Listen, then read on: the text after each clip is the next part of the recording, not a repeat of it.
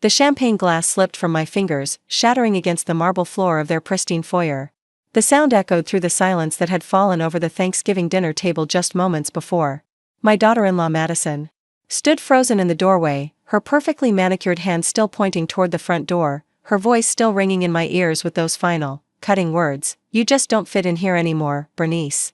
Maybe it's time you found somewhere else to spend the holidays." Before we jump back in, tell us where you're tuning in from, and if this story touches you, make sure you're subscribed, because tomorrow, I've saved something extra special for you.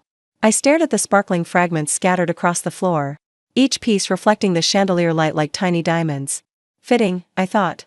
Because what Madison didn't know, what none of them knew, was that I could buy 1,000 chandeliers just like theirs without even checking my bank balance.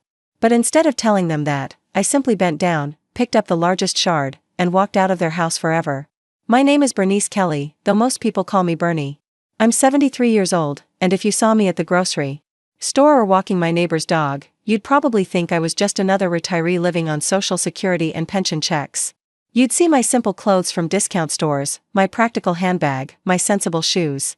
You might even feel a little sorry for me, this grandmother who clearly couldn't afford the finer things in life. And that's exactly what I wanted you to think.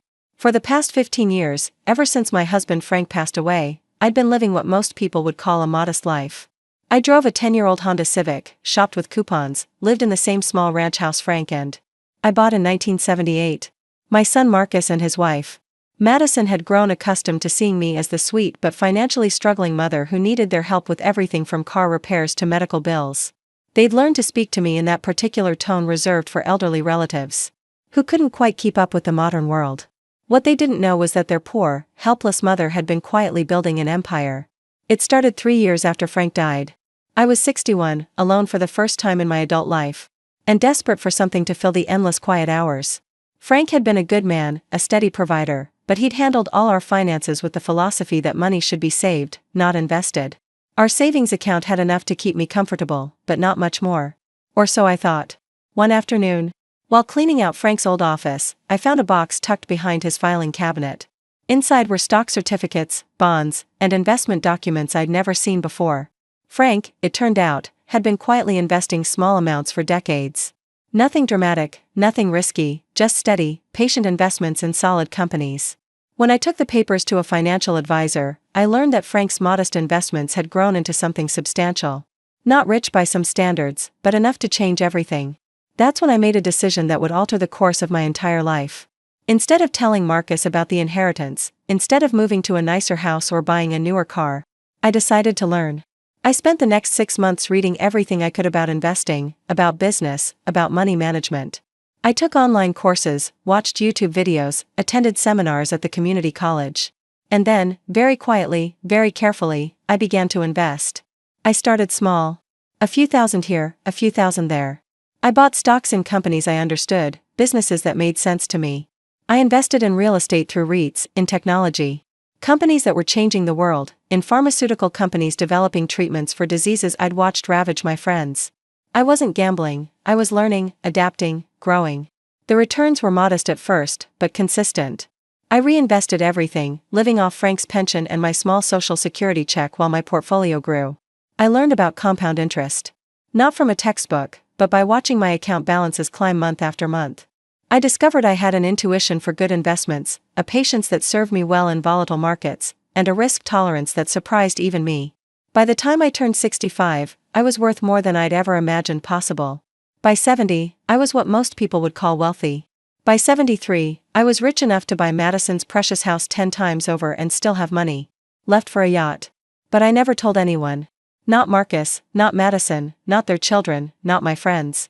I kept driving the Honda, kept shopping at discount stores, kept living in my little ranch house.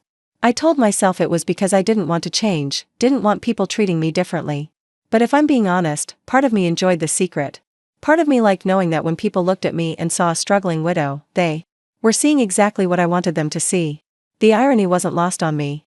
Marcus and Madison, with their massive mortgage and their credit card debt and their constant stress about money, looked down on me for being poor while I quietly accumulated more wealth than they could comprehend. They lived in a beautiful house they couldn't afford, drove luxury cars they'd financed at ridiculous interest rates, and sent their children to private schools that stretched their budget to the breaking point. all while treating me like a charity case. And I let them. For years, I let them. Marcus would slip me $100 for groceries, with the air of a benevolent son taking care of his aging mother. Madison would buy me clothes from discount stores for Christmas, always making sure to mention how she'd found such good deals, as if she were doing me a favor by acknowledging my poverty. When my old washing machine broke down, they insisted on buying me a new one, a basic model from the clearance section, while making it clear what a sacrifice this was for their family budget. I thanked them graciously every time. I played the role of the grateful, struggling mother perfectly. And all the while, I watched their marriage strain under financial pressure, watched them argue about money in hushed voices when they thought I couldn't hear, watched them make decision after decision that pushed them deeper into debt while they congratulated themselves on their success. The house was the perfect example.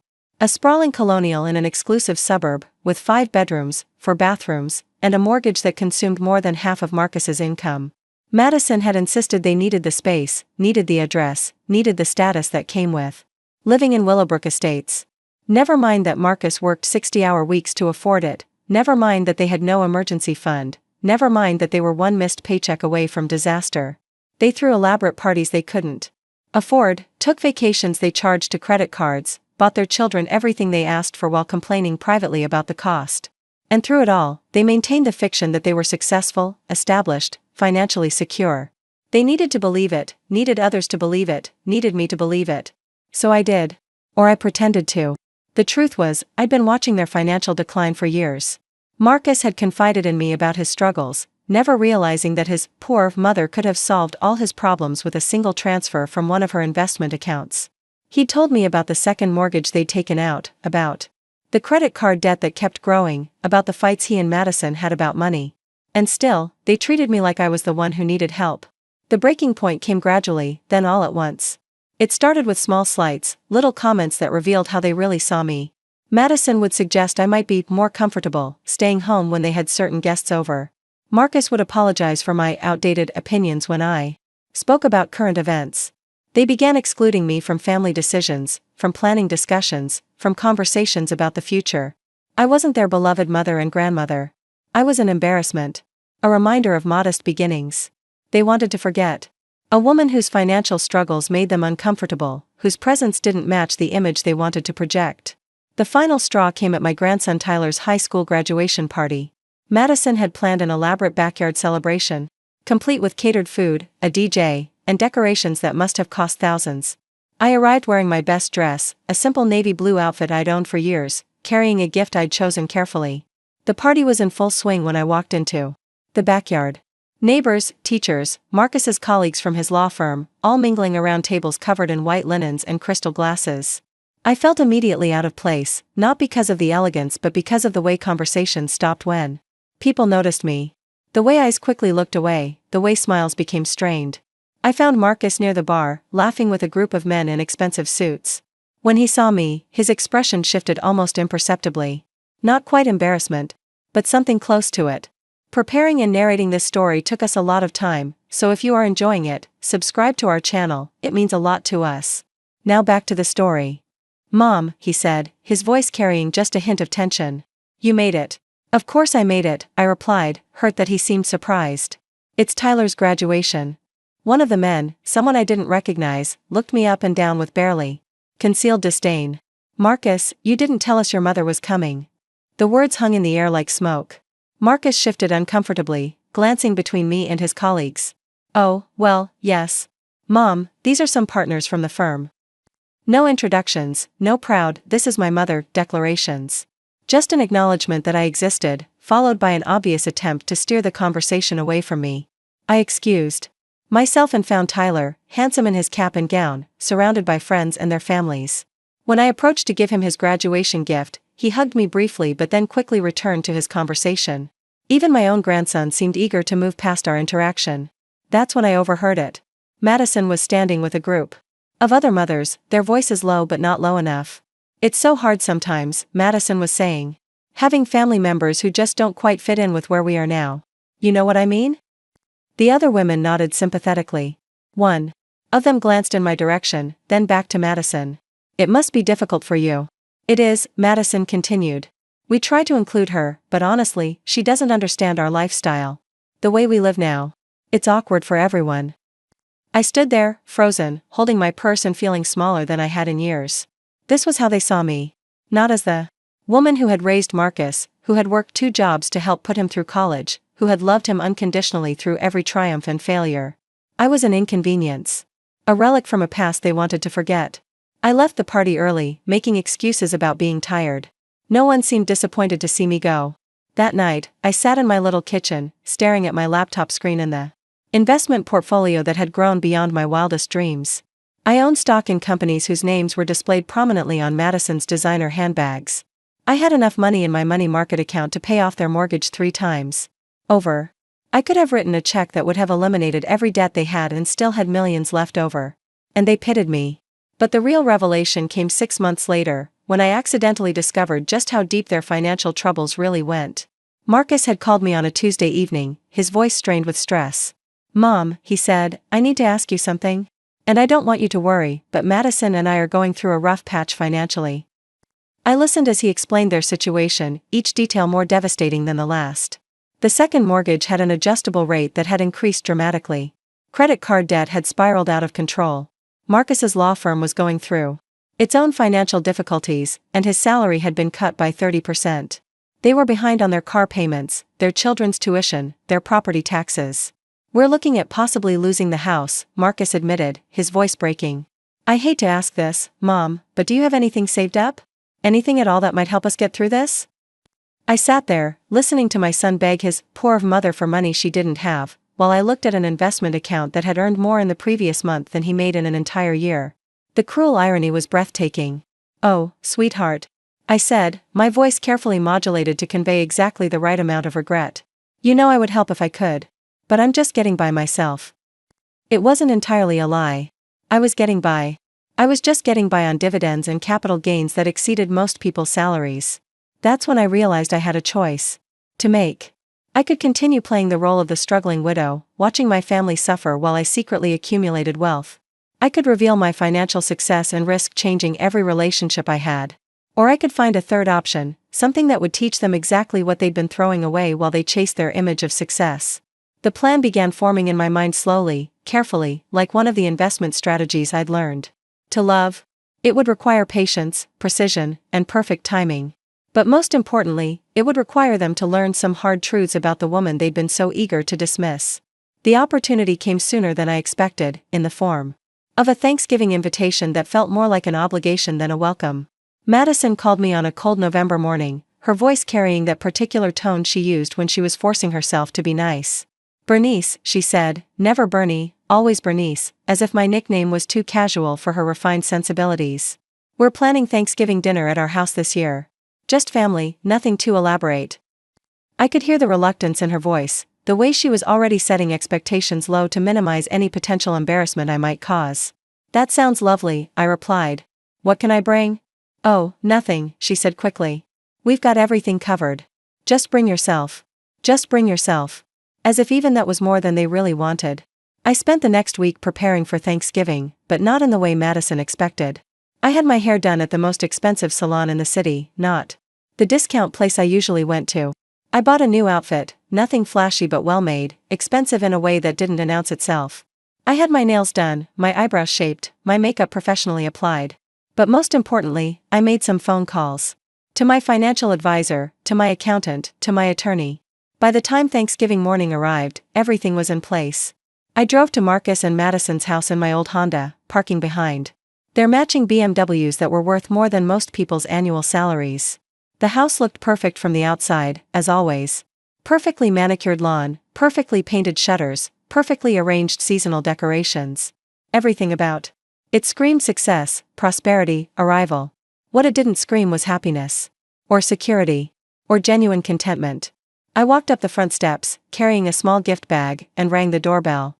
When Madison answered, I could see her quickly assess my appearance, her eyes taking in the subtle improvements I'd made. She looked confused, as if she couldn't quite put her finger on what was different but knew something had changed. "Bernice," she said, her smile tight. "You look nice." "Thank you, dear," I replied, stepping into the foyer that had cost more than most people spent on cars. The house was exactly as I remembered it, beautiful, expensive, and cold. Everything was perfectly arranged, from the fresh flowers on the entry table to the art on the walls. It was a showplace, a symbol of success, a statement about who Marcus and Madison wanted the world to think they were. But I knew something they didn't know I knew. I knew about the second mortgage. That was strangling their budget. I knew about the credit cards that were maxed out. I knew about the fights they had late at night about money, about the stress that was eating away at their marriage, about the fear that kept Marcus awake staring at the ceiling. The dinner table was set for 8, Marcus and Madison, their 3 children Tyler, Emma, and Sophie, Madison's sister Catherine and her husband David, and me. The table itself was gorgeous, set with china and crystal that probably cost more than I spent on groceries in 6 months. Everything was perfect, elegant, expensive, and completely beyond their means. Dinner conversation was polite but strained. The adults discussed work, politics, travel plans for the holidays. The children talked about school, friends, plans for college.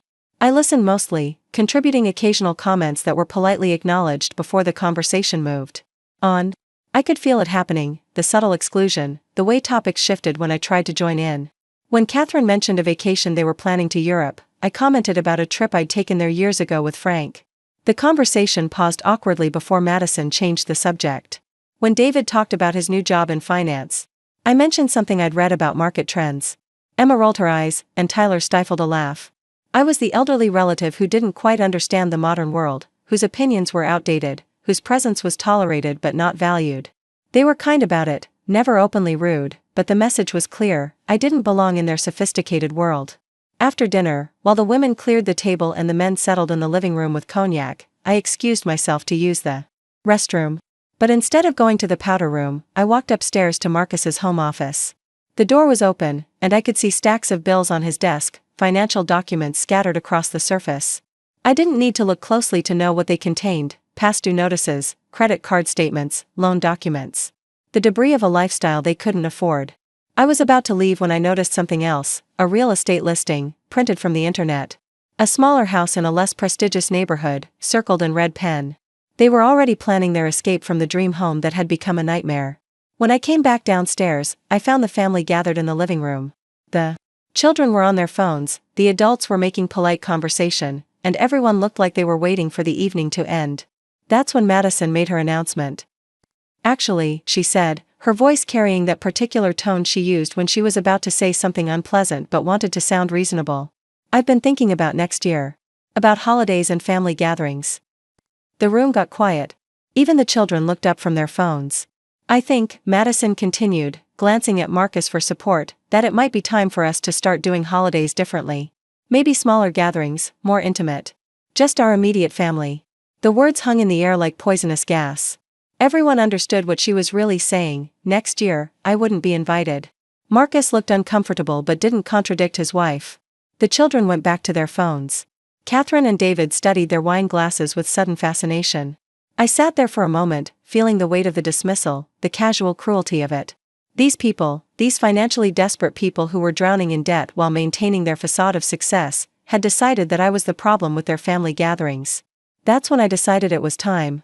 I stood up slowly, setting down my wine glass on the coffee table that probably cost more than my car.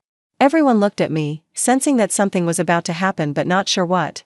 Madison, I said, my voice calm and clear. Can I ask you something? She nodded, though she looked wary. Do you really think I don't fit in here? The question caught her off guard.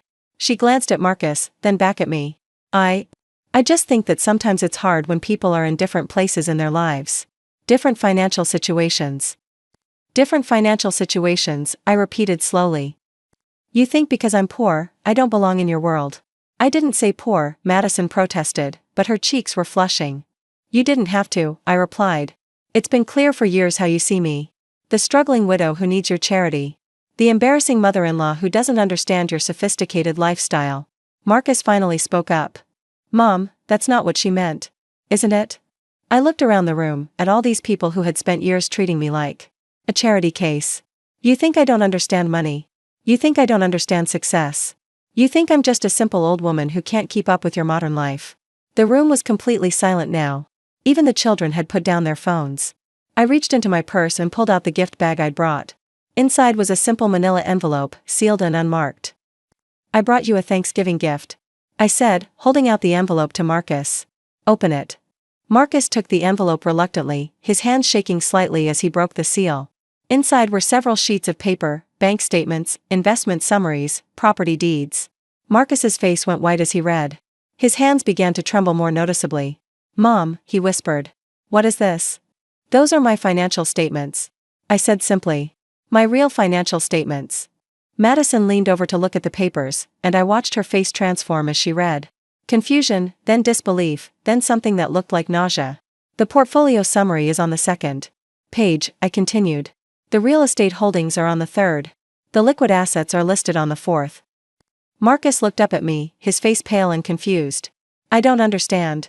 This says you're worth, this can't be right." $12.7 million, I said calmly. "As of market close yesterday. It fluctuates, of course, depending on how my investments perform." The silence in the room was deafening.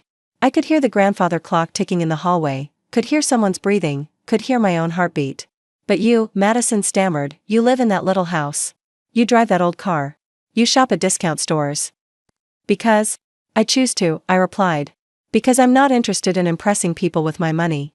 Because I learned a long time ago that the people worth knowing don't care what you drive or where you shop." I looked around the room again, at their shocked faces, their obvious confusion. "You want to know what I've been doing for the last 15 years while you've been treating me like a charity case? I've been building wealth. Real wealth. Not the kind that requires you to mortgage your future to maintain appearances. Not the kind that keeps you awake at night worrying about payments. Not the kind that forces you to choose between your children's education and your mortgage." I could see Marcus and Madison exchange a glance, and I knew they were thinking about their own financial struggles, their own midnight conversations about money. "I know about the second mortgage," I continued. "I know about the credit card debt. I know about Marcus's salary cut and the real estate listings on your desk upstairs. I know you're considering selling this house because you can't afford it anymore." Madison's face crumpled. "How do you know about that?" "Because you're my son," I said to Marcus. "Because I pay attention. Because I care about your family even when you make it clear I don't belong in it." I picked up my purse and walked toward the foyer. Everyone followed me, like they were in a trance. "The irony is breathtaking," I said, turning back to face them. "You've spent years looking down on me for being poor while you've been drowning in debt. You've excluded me from your lives because I didn't fit your image of success while you've been one missed paycheck away from bankruptcy." I paused at the front door, looking back at this family that had made me feel so small, so unwanted, so irrelevant. "You're right about one thing, Madison," I said. "I don't fit in here. I don't fit in with people who value appearances over authenticity. Who measure worth by debt-financed possessions, who treat family members like embarrassments to be managed." I opened the door and stepped onto the front porch, then turned back one more time. "Oh, and Marcus? When you're ready to have an adult conversation about your financial situation, call me. I might be willing to help. But first, you'll need to decide whether you want a relationship with your mother or with your idea of what your mother should be." That's when Madison said it. The words that would end everything between us. "You just don't fit in here anymore, Bernice. Maybe it's time you found somewhere else to spend the holidays." I looked at her for a long moment, this woman who had just discovered that the person she'd been pitying for years was worth more than she could comprehend, and she was still trying to exclude me from her life. That's when I dropped the champagne glass. Not accidentally, but deliberately.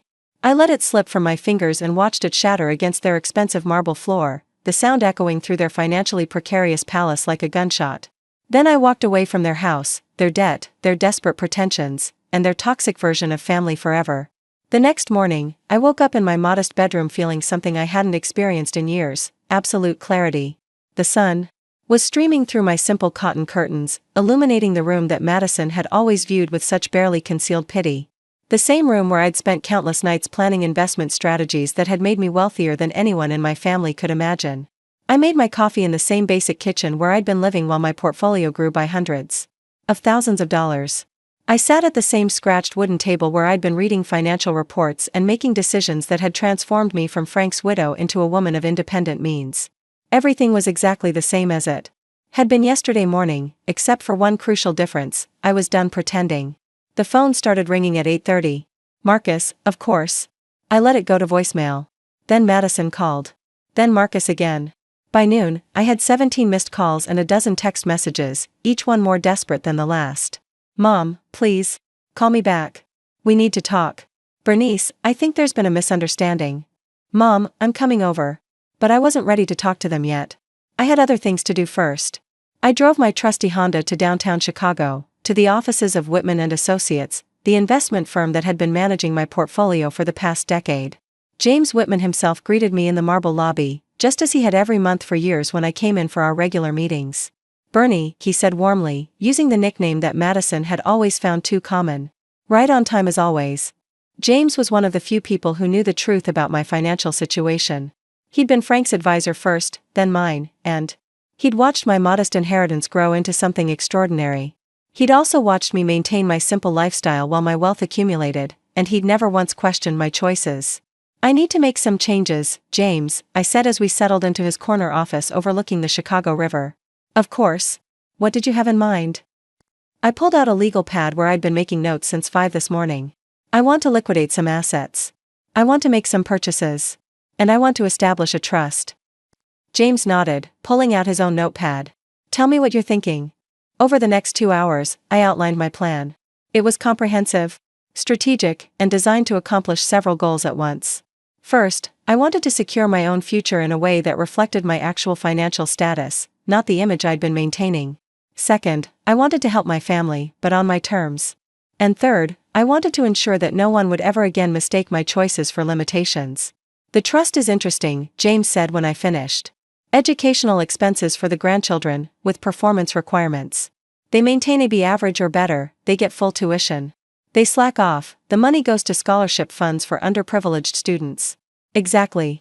I want them to understand that money comes with responsibility. That privilege requires effort. And the other purchases?" I smiled. "Those are for me. I'm 73 years old, James. I've been living like a pauper while accumulating wealth like a queen. I think it's time I started enjoying both." When I left James's office, the wheels were already in motion. By the end of the week, my new reality would be impossible to ignore. I drove home to find Marcus sitting on my front porch, looking haggard and confused. He'd clearly been there for a while, judging by the coffee cup from the gas station down the street and the way he jumped up when he saw my car. "Mom," he said, hurrying toward me as I got out of the Honda. "We need to talk." "I imagine we do," I replied calmly, walking past him to unlock my front door. He followed me inside, into the small living room that had always made Madison uncomfortable. The furniture was old but comfortable, the decorations simple but meaningful. Nothing expensive, nothing flashy, nothing that would suggest the woman who lived here had millions of dollars in investment accounts. "I don't understand," Marcus said, sitting heavily on my couch. "Those papers you showed us last night. They can't be real." I went to my kitchen and put the kettle on for tea, giving myself time to think. Through the window, I could see Mrs. Patterson next door working in her garden, the same neighbor who'd been bringing me homemade soup for years because she worried I couldn't afford good food. "They're real," I said finally, returning to the living room. "Every number, every account, every investment." "But how? Dad didn't leave you that much money." "Your father left me enough to get started. The rest, I built myself." Marcus stared at me like I was speaking a foreign language. "You built it? Mom, you're a retired secretary." "I was a secretary," I corrected. "For 37 years. And during those 37 years, I learned quite a bit about business, about finance, about how money actually works. More than you might expect." The kettle whistled, and I went to make tea. When I came back, Marcus was holding one of my financial magazines, looking at it like he'd never seen it before. "I thought these were Frank's," he said. "Some of them were. The newer ones are mine. I've been subscriptions to Financial Weekly, Investment Quarterly, and Forbes for the past 12 years. "You read Forbes?" "Every issue." I also read the Wall Street Journal, Barron's, and Harvard Business Review. I attend investment seminars, take online courses, and meet monthly with my financial advisor. I sat down across from him, noting his obvious shock. "Just because I choose to live simply doesn't mean I think simply." Marcus set down the magazine and looked around the room with new eyes. I could see him noticing things he'd overlooked before: the expensive laptop on my desk, the multiple monitors I used for tracking investments, the bookshelf filled with financial and business texts. "Why didn't you tell me?" he asked, and for the first time since he'd arrived, he sounded like my son instead of Madison's husband. "Tell you what? That I was learning to manage money? That I was making investments? That I was becoming financially independent? Tell me that you were rich." I considered the question seriously. "Because you never asked. Because you made assumptions about what your poor, widowed mother could and couldn't do. Because you decided what role I should play." in your life, and that role didn't include being financially successful. That's not fair. Isn't it?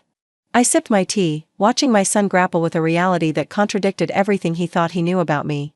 Marcus, when was the last time you asked me about my investments? My finances? My plans for the future? He was quiet for a long moment. I thought you didn't have any investments. Because you never asked. You assumed that because I drive an old car and live in a small house, I must be struggling. You assumed that because I don't spend money on expensive clothes or jewelry, or vacations, I must not have money to spend. But you let us help you, he protested. You let us buy you that washing machine. You let me give you money for groceries. I let you feel useful, I corrected. I let you feel like good children, taking care of their aging mother. But I never asked for help, Marcus. You offered it, and I accepted it because it made you feel better about yourselves. The truth of that statement hung between us like a bridge neither of us was sure we wanted to cross. The washing machine, Marcus said slowly. You could have bought a dozen washing machines. I could have bought the store that sold the washing machine. He laughed, but it sounded more like a sob. Jesus, Mom. We've been treating you like a charity case. You've been treating me like what you expected me to be. There's a difference. Marcus stood up and walked to the window, staring out at the modest neighborhood where his wealthy mother had chosen to live. Madison is going to be mortified. Madison is going to be angry, I corrected. There's a difference between being embarrassed by your mistake and being angry that someone didn't correct it for you. She feels terrible about what she said last night. Does she? Or does she feel terrible about who she said it to? Marcus turned back to me, his face troubled. She called me this morning crying. She said she couldn't believe she'd been so rude to someone who could buy our house 10 times over. And there's the difference, I said. She's not sorry she was rude to me. She's sorry she was rude to someone with money. If I were actually the struggling widow you thought I was, would she be calling you crying this morning? Marcus didn't answer, but we both knew the truth. I want to help, he said suddenly. With your financial situation, I mean. Our financial situation. I'd been expecting this. What kind of help? You know about the house. About our problems. If you could loan us something, just to get us through this rough patch. How much do you owe? Marcus sat back down, his shoulders slumping. Total? Between the mortgages, the credit cards, the car loans, the kids' tuition, probably. Close to $800,000. $800,000. It was less than I'd made in dividends the previous quarter. And you want me to loan you the money to pay it off? If you could. I know it's a lot, but we'd pay you back. With interest. Whatever terms you think are fair. I set down my teacup. And looked at my son, this man I'd raised and loved and supported through every challenge of his life. This man who was drowning in debt while maintaining the pretense of success. This man who'd spent years allowing his wife to exclude me from family events because I didn't fit their image. Marcus, I said gently, what makes you think you could pay me back? You can't pay back the debts you already have. His face flushed. We've had some setbacks. The economy, my salary cut, some unexpected expenses. The economy didn't force you to buy a house you couldn't afford. Your salary cut didn't make you lease 2 luxury cars. Unexpected expenses didn't create $800,000 in debt. We made some mistakes, he admitted. You made choices. Choices based on wanting to appear successful rather than actually being successful. Choices based on impressing people rather than building security. Choices based on the assumption that your mother was too simple to understand the difference. Marcus was quiet for a long time, staring at his hands. When he finally spoke, his voice was barely above a whisper. We're going to lose everything, aren't we? Not everything, I said. You still have your family. You still have your health. You still have your career, even if it's not as lucrative as it once was. You still have time to make better choices. But the house. The house is killing you financially. The house is the reason you work 60 hours a week and still can't make ends meet. The house is the reason you and Madison fight about money constantly. Maybe losing the house would be the best thing that ever happened to you. Madison will never agree to that. Then Madison will have to decide what's more important, her pride or her family's financial survival. I stood up and walked to my desk, pulling out a folder I'd been preparing since my meeting with James. I'm not going to pay off your debts, Marcus, I said, handing him the folder. But I am going to help you. On my terms. Marcus opened the folder and found several documents inside. The first was a deed to a house I'd purchased that morning. A comfortable 4-bedroom colonial in a good school district, but not a prestigious one. The second was a business plan for a financial counseling service. The third was an educational trust for Tyler, Emma, and Sophie. I bought you a house, I said as Marcus stared at the papers. It's yours, free and clear. No mortgage, no payments. It's not as big as the house you have now, and it's not in Willowbrook Estates, but it's in a good neighborhood with good schools, and you'll never have to worry about losing it. Mom, I can't accept this. You can and you will. Because your children deserve a stable home, even if their parents made poor financial decisions. Marcus looked at the second document. What's this business plan? I'm funding a financial counseling service. You're going to run it. You'll help families avoid the mistakes you made, help them understand the difference between appearing wealthy and building wealth. You'll make a decent living, nothing extravagant, but enough to support your family without going into debt. And the trust? College funds for the kids. Full tuition to any accredited university, as long as they maintain AB average or better. If they don't, the money goes to scholarship funds for kids whose parents can't afford college at all. Marcus was crying now, tears streaming down his face as he read through the documents. Why? He asked.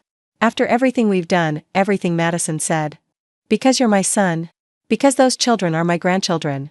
Because family means something, even when it's imperfect. What about Madison? She's going to hate this. All of it. Madison is going to have to decide who she wants to be. The woman who's grateful for a chance to rebuild her family's financial security, or the woman who's angry that it's not happening on her terms. Marcus wiped his eyes and looked at me with something I hadn't seen in years, respect. I don't deserve this. Probably not, I agreed. But your children do. And maybe, if you're willing to learn from your mistakes, you can become the kind of man who does deserve it. We talked for another hour, going through the details of the transition, the expectations I had, the changes that would need to be made. Marcus would have to sell the Willowbrook house, would have to give up the luxury cars, would have to completely restructure the way he thought about money and success. Most importantly, he would have to go home and explain everything to Madison. She's not going to take this well, he said as he prepared to leave. Probably not. But that's between you and her. I've done what I can for your family. What you do with it is up to you. After Marcus left, I sat in my quiet living room, surrounded by the simple furnishings and modest decorations that had been my choice, not my limitation. Tomorrow, I would start the process of moving into the penthouse apartment I'd purchased, overlooking Lake Michigan. I would start driving the new car I'd ordered. I would start living like the wealthy woman I'd become. But tonight, I was content to sit in the home where I'd discovered my own strength, where I'd learned that true security comes not from what others think of you, but from what you know about yourself. The phone rang again. Madison this time. I looked at the caller ID and made a decision that would have been unthinkable just 24 hours ago. I didn't answer. For the first time in 15 years, Madison would have to figure out how to solve her problems without expecting me to make it easier for her. For the first time in 15 years, she would have to consider that maybe, just maybe, she'd misjudged the quiet woman she'd been so eager to exclude from her perfect life. The next few days passed in a blur of activity that felt like waking up from a very long sleep. I spent Tuesday morning at a luxury car dealership, trading in my faithful Honda for a Mercedes that was elegant but not ostentatious. The salesman couldn't hide his surprise when I paid cash, clearly wondering how this simply dressed elderly woman could afford a car that cost more than most people made in a year. Wednesday, I met with a real estate agent to finalize the purchase of my new apartment. The penthouse had floor-to-ceiling windows, hardwood floors, and a view of Lake Michigan that took my breath away. It also had 3 bedrooms, a gourmet kitchen, and enough space to entertain if I chose to. The agent kept asking if I was sure about the purchase, clearly concerned that I might be making a mistake I couldn't afford. Thursday, I went shopping. Not at the discount stores where I'd been buying clothes for years, but at the elegant boutiques where women like Madison shopped. I bought clothes that fit properly, that were made from quality fabrics, that made me look like the successful woman I'd become. Nothing flashy or inappropriate for my age, but nothing apologetic either. Throughout all of this, my phone continued to ring. Marcus called daily, usually to update me on his conversations with Madison or to ask questions about the house and the business plan. Madison called less frequently, but when she did, her messages were carefully worded attempts to repair the damage she'd done. Bernice, I hope you know how sorry I am about Thanksgiving. I was stressed about money, and I took it out on you. Please call me back so we can talk. But I wasn't ready to talk to Madison yet. I was still processing the 15 years of subtle dismissals, the countless times she'd made me feel unwelcome in my own son's home, the way she'd turned my grandson's graduation party into an exercise in exclusion. The breaking point came on Friday afternoon. I was in my new apartment, directing the movers who were bringing in furniture I'd selected to match my actual lifestyle rather than my assumed limitations, when my phone rang. Emma, my middle granddaughter. Grandma Bernie? Her voice was small, uncertain. Hello, sweetheart, I said, stepping onto the balcony where I could talk privately. Mom said I should call you. She said you might not want to see us anymore. Because we hurt your feelings. I closed my eyes, feeling a familiar anger rise in my chest. This was exactly what Madison would do, use the children as emotional leverage, make them responsible for fixing the mess she'd created. Emma, honey, I will always want to see you. You and Tyler and Sophie are the most important people in my life. But Mom said you're really rich and you were just pretending to be poor, and now you're mad at us for not knowing. Your mother is wrong about a lot of things, I said carefully. I was never pretending to be poor. I just wasn't showing off my money. There's a difference. Are you really rich though? I looked out at the lake, at the boats dotting the water, at the city spreading out below me. I have enough money to take care of myself and help the people I love. What's more important is that I earned it honestly and I use it responsibly. Mom's been crying a lot, Emma said quietly. She keeps saying she ruined everything. Your mother made some mistakes. I said. But that doesn't mean everything is ruined. Sometimes when we make mistakes, we get a chance to do better. Are you going to come to Christmas? Mom said she wants to invite you, but she's scared you'll say no. There it was. The real reason for Emma's call. Madison was too proud to call me herself, too embarrassed to face the consequences of her actions directly, so she'd sent my granddaughter to do it for her. Emma, I want you to listen to me very carefully, I said. I love you and your brother and sister more than anything in the world. Nothing that happened between me and your parents will ever change that. But your mother needs to decide if she wants a relationship with me because she values me as a person, or because she found out I have money. I don't understand. I know you don't, sweetheart. And you shouldn't have to. This is something the adults need to figure out. After I hung up with Emma, I sat on my new balcony, looking out at a view I could afford but had never allowed myself to enjoy. The conversation with my granddaughter had crystallized something for me. This wasn't just about Madison's treatment of me, or even about money. It was about the example we were setting for the children. Tyler, Emma, and Sophie had spent years watching their mother treat me with polite disdain. They'd learned that family members could be dismissed if they didn't meet certain standards of success or sophistication. They'd absorbed the lesson that appearances mattered more than character, that financial status determined social worth. If I simply forgave Madison and pretended nothing had happened, what message would that send? That poor treatment was acceptable. As long as you apologized after discovering your target had power? That family meant nothing unless there was money involved? But if I cut off contact entirely, the children would suffer for their parents' mistakes. They would lose their grandmother over adult conflicts they didn't understand and hadn't created. I needed a third option. Something that would repair the relationship while making it clear that things had fundamentally changed. Saturday morning, I called Marcus. I want to have Christmas dinner, I told him. At my new apartment. For the whole family. Mom, that would be amazing. Madison will be so relieved. I'm not finished, I said. There are conditions. Marcus was quiet, waiting. First, this is not an apology dinner. I'm not hosting to make anyone feel better about what happened. I'm hosting because I want to see my grandchildren and because I want to establish new traditions based on honesty instead of pretense. Okay. Second, if Madison wants to come, she needs to call me herself. Not through you, not through the children, not through anyone else.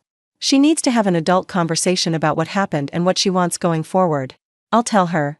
Third, we're going to talk openly about money, about choices, about the difference between living well and living beyond your means. I'm not going to pretend to be poor anymore, and you're not going to pretend to be rich anymore. The children deserve to understand how money actually works. That might be hard for Madison. Then Madison needs to decide what's more important. Her pride or her family. Marcus sighed. I'll talk to her. Marcus, I said, my voice softening. I love your family. All of you, including Madison. But I won't go back to being treated like a charity case. I won't go back to being excluded from conversations or dismissed because I don't fit someone's idea of sophistication.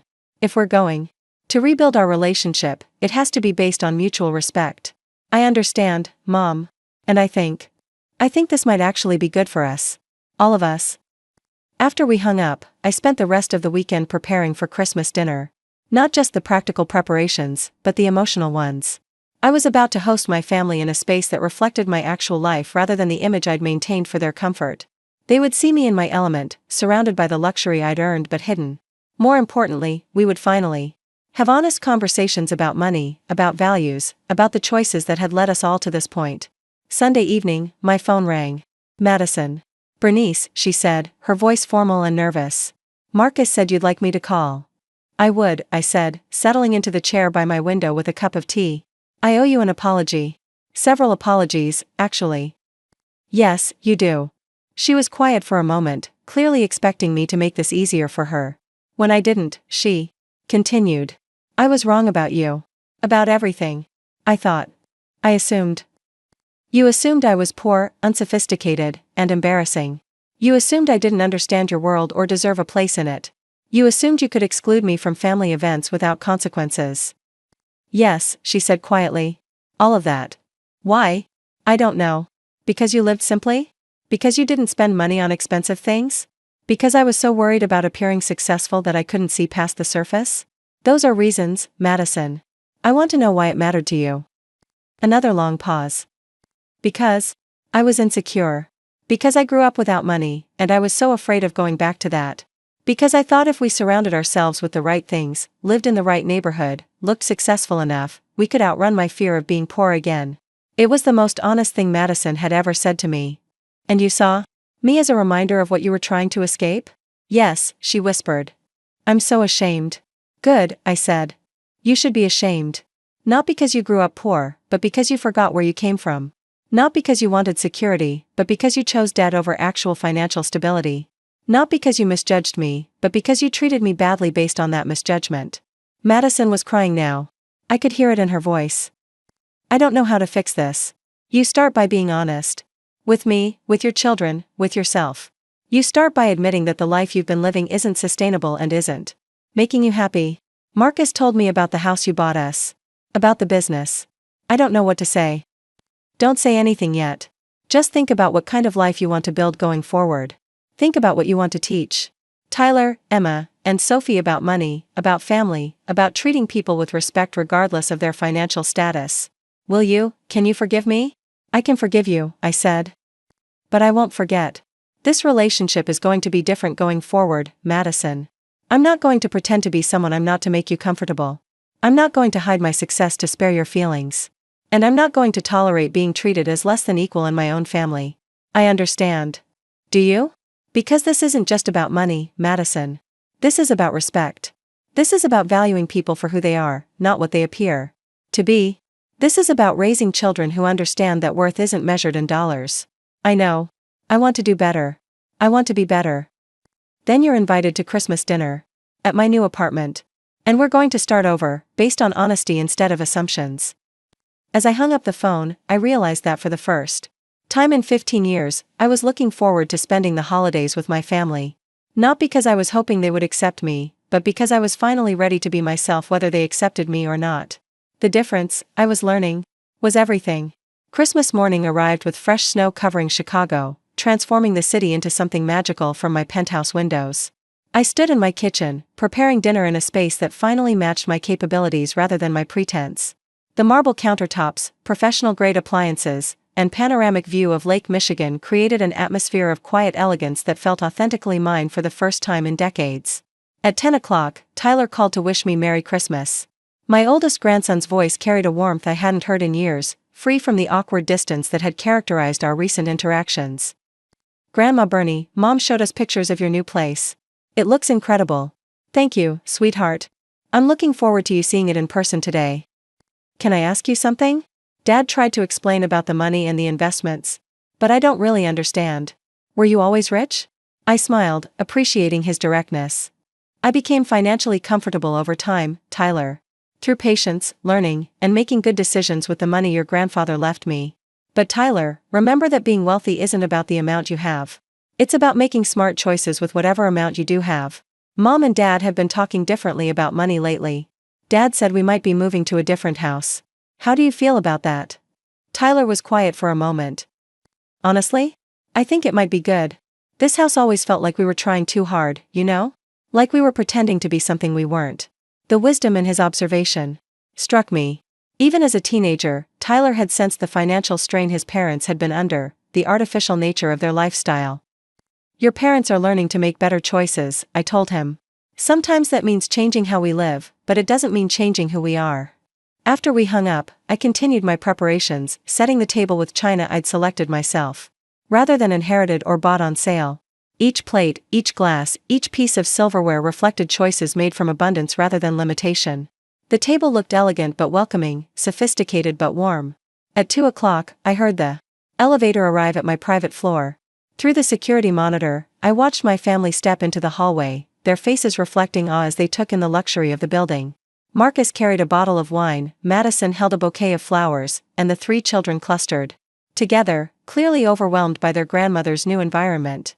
I opened the door before they could knock, greeting them in the foyer that showcased art I'd carefully selected and furnishings that spoke to my actual taste rather than my budget constraints. "Welcome to my home," I said simply. Emma was the first to speak, her eyes wide as she looked around. "Grandma, this is like something from a movie." "It's beautiful, Mom," Marcus said, his voice carrying a mixture of pride and bewilderment. Madison stepped forward, offering the flowers with hands that trembled slightly. "Thank you for inviting us, Bernice. Thank you for giving us another chance." I accepted the flowers graciously, noting that for the first time in years, Madison had chosen an arrangement that reflected thoughtfulness rather than obligation. "These are lovely, Madison. Come in, all of you." As they followed me into the main living area, I watched their reactions to the space I'd created. The apartment was luxurious but livable, expensive but not ostentatious. Everything spoke to quality, permanence, and careful consideration. Most importantly, it spoke to a woman who valued herself enough to live well. Sophie, my youngest granddaughter, wandered to the floor-to-ceiling windows. "Grandma, you can see the whole city from here." "I can," I agreed, joining her at the window. "I like to sit here in the mornings with my coffee and watch the world wake up." "It must be lonely, living in such a big place by yourself," Madison said, though her tone suggested genuine concern rather than criticism. "I'm not lonely," I replied. "I'm peaceful. There's a difference." We gathered in the living room, where I'd arranged comfortable seating that encouraged conversation. For the first time in years, I felt like the hostess rather than the guest in my own family gathering. "Can I show you something?" I asked, retrieving a photo album I'd prepared specifically for this day. The album contained pictures I'd taken over the past 15 years, documenting not my financial journey but my personal growth. There were photos from investment seminars I'd attended, trips I'd taken alone to research companies I was considering investing in, meetings with financial advisors and business leaders. There were pictures of me at charity events I'd supported anonymously, at continuing education classes I'd enrolled in, at cultural events I'd attended while they assumed I was home watching television. "You went to the Chicago Symphony?" Emma asked, pointing to a photo of me in an evening gown outside Orchestra Hall. "Season tickets," I confirmed. "For the past 8 years." Tyler studied a picture of me shaking hands with a woman in a business suit. "Who's this?" "That's Patricia Hendricks, the CEO of Meridian Pharmaceuticals. I've been an investor in her company for 6 years.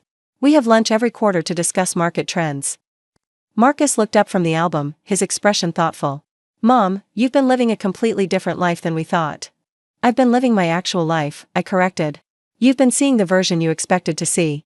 Madison turned a page and found photos from a financial conference in New York. "You spoke at this?" "I was on a panel about retirement investing strategies for widows."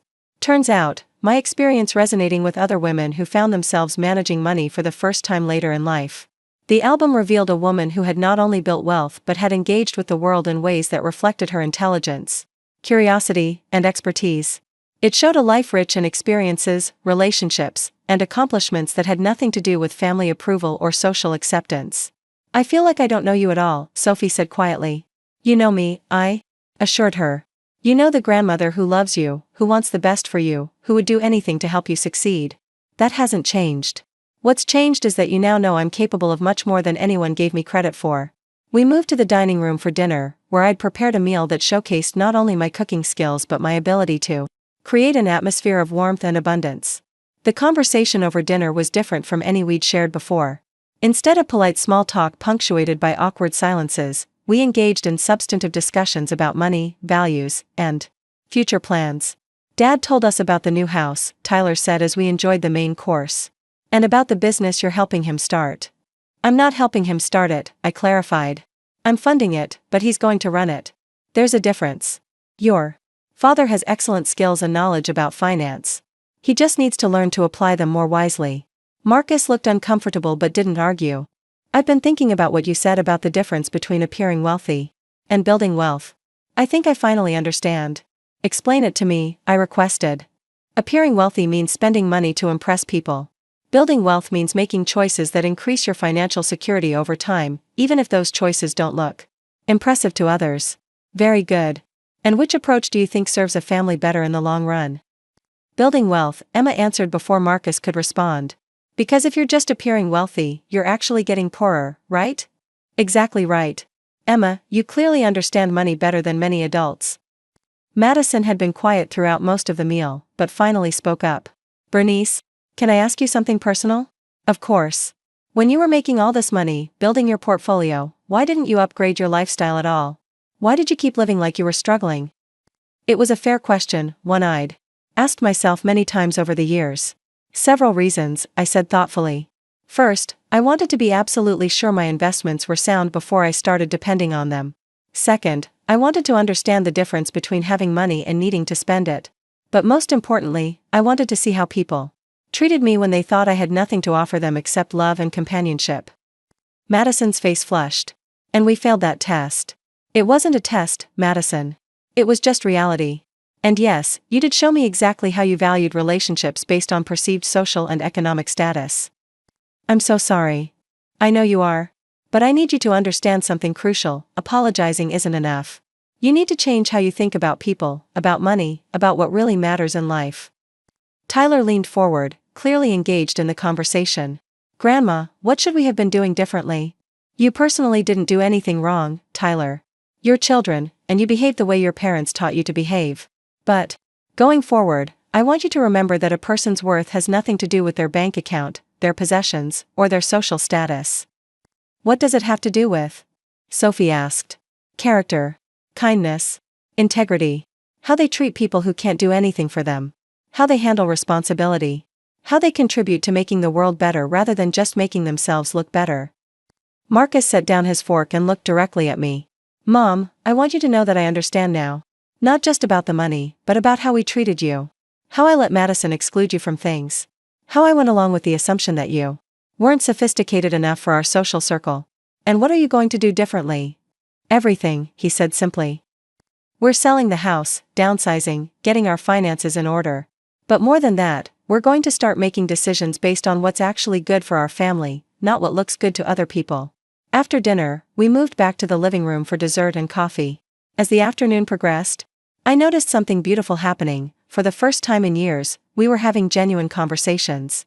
The children asked thoughtful questions about investing, about career choices, about the difference between needs and wants.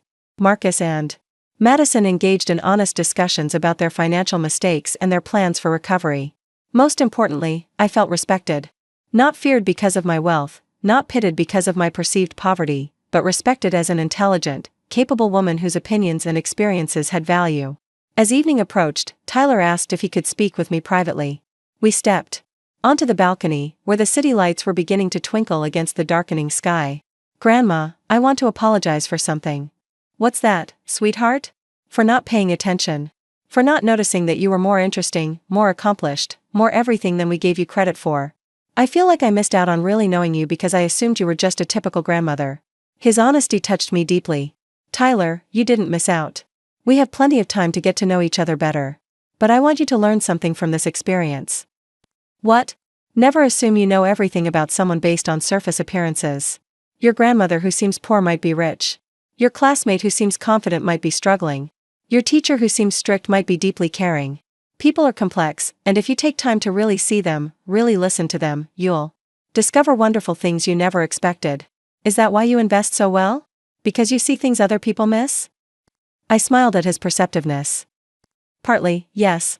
Good investing requires looking beyond the obvious, understanding the real value of things rather than just their current price. It's a skill that applies to people as well as stocks. When we rejoined the family inside, Madison approached me with obvious nervousness. Bernice, Marcus and I have been talking, and we want to ask you something. Go ahead. Would you consider being more involved in the children's lives? Not just as their grandmother, but as someone who could teach them about financial responsibility, about making good decisions, about seeing the world more clearly? What exactly are you asking? Marcus joined the conversation. We're asking if you'd help us raise them differently than we've been doing. With better values, better understanding of money, better appreciation for substance over appearance. I looked at Tyler, Emma, and Sophie, 3 young people who had the potential To learn from their parents' mistakes rather than repeat them. I would be honored, I said. But I have conditions. Of course, Madison said quickly. First, no more pretending. About money, about struggles, about success. We're going to be honest with each other, even when it's uncomfortable. Agreed. Second, the children need to understand that respect isn't something you give people based on their wealth or status. It's something you give people because they're human beings with dignity and worth. Absolutely. Third, we're going to talk openly about the choices that led to your financial problems, and about the choices that will lead to financial security. Not to shame anyone, but to learn from experience. Marcus nodded. That's exactly what we want. I turned to the children. And you three need to understand that your lives are going to change. You're not going to live in the big house anymore. You're not going to have luxury cars or expensive clothes or private school tuition. But you are going to have something much more valuable. What's that? Emma asked. Security. Honesty. Parents who aren't stressed about money all the time. And a grandmother who can help you understand how to build real wealth rather than just the appearance of wealth. Sophie clapped her hands together. I think this is going to be so much better. As the evening wound down and my family prepared to leave, I felt something I hadn't experienced in years, hope for our relationships. Not the desperate hope I'd carried for so long that they would accept me despite my perceived limitations. But confident hope that we could build something genuine together. Madison lingered as the others headed to the elevator. Bernice, there's something else I need to say. What's that? I've been thinking about Emma's phone call to you. About how I used her to reach out because I was too proud to call myself. That was wrong, and I'm ashamed of it. It was wrong, I agreed. Children shouldn't be messengers for adult conflicts. I want you to know that I understand now. Not just about money, but about character. About the kind of person I want to be, the kind of mother I want to be, the kind of daughter-in-law I want to be. Madison, I don't need you to be perfect. I just need you to be real. She hugged me then, and for the first time, it felt genuine rather than obligatory. After they left, I stood in my beautiful apartment, looking out at the city where I'd spent my entire adult life. The woman who had served coffee to executives was now wealthier than most of them.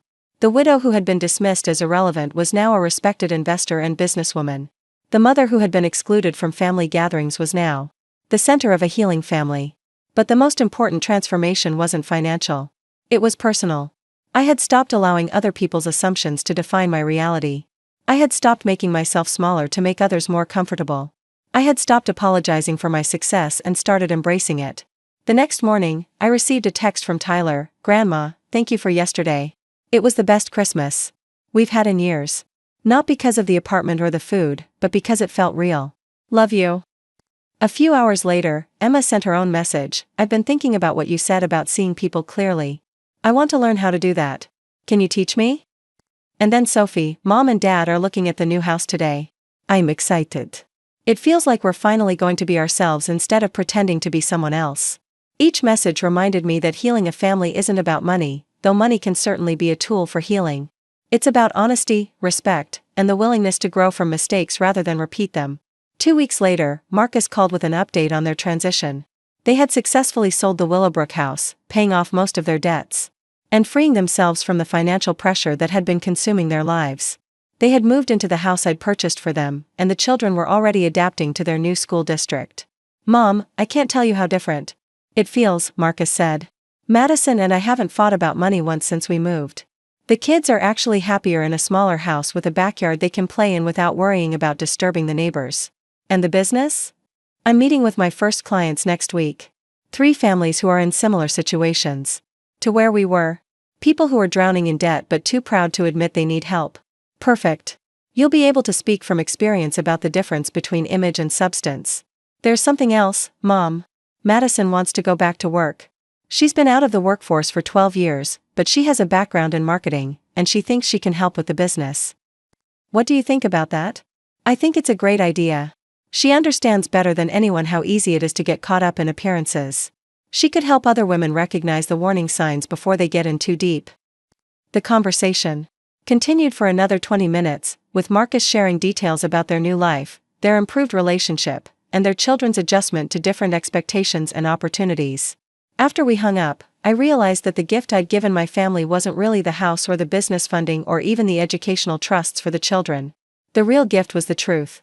The truth about money, about values, about the difference between appearing successful and actually being successful.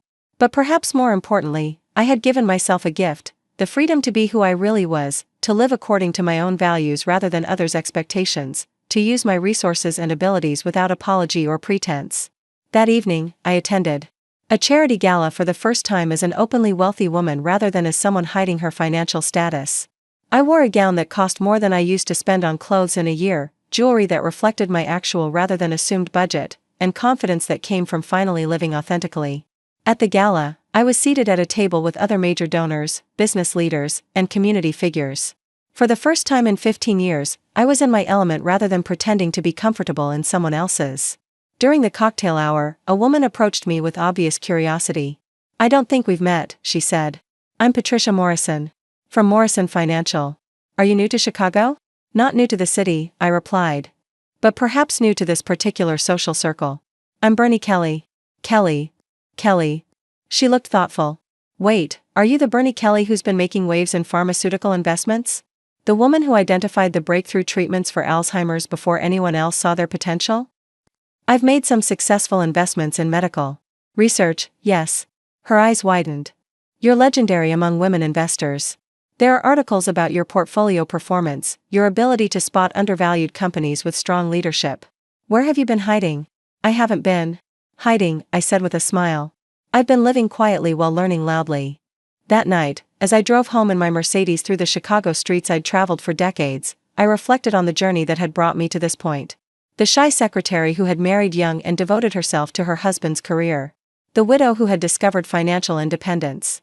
The mother who had been dismissed by her own family. The woman who had chosen authenticity over acceptance. Each phase had been necessary, had taught me something essential about myself and about the world. But this phase, the one where I finally lived as my whole self without apology or pretense, felt like coming home to a person I'd always been but never had the courage to be. When I arrived at my penthouse, I found a handwritten note that had been slipped under my door.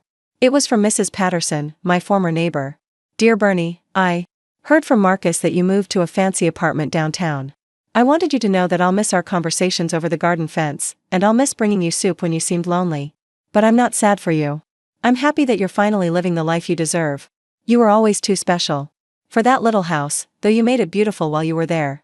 Much love, Dorothy." The note brought tears to my eyes, not from sadness but from the recognition that some people had always seen me clearly, regardless of my financial status or social position. Mrs. Patterson had valued my friendship when she thought I was struggling, and she was happy for my success now that she knew the truth. These were the relationships worth preserving, the ones based on genuine connection rather than perceived utility. As I prepared for bed in my beautiful bedroom overlooking Lake Michigan, I felt a deep sense of satisfaction that had nothing to do with revenge or vindication. I had spent 15 years building wealth in secret, and that wealth had given me options and security. But more importantly, I had spent those years building character, knowledge, and the confidence to live as my authentic self. Tomorrow would bring new opportunities to use my resources wisely, to help my family continue healing, to support causes I believed in, and to mentor other women who might be discovering their own strength later in life.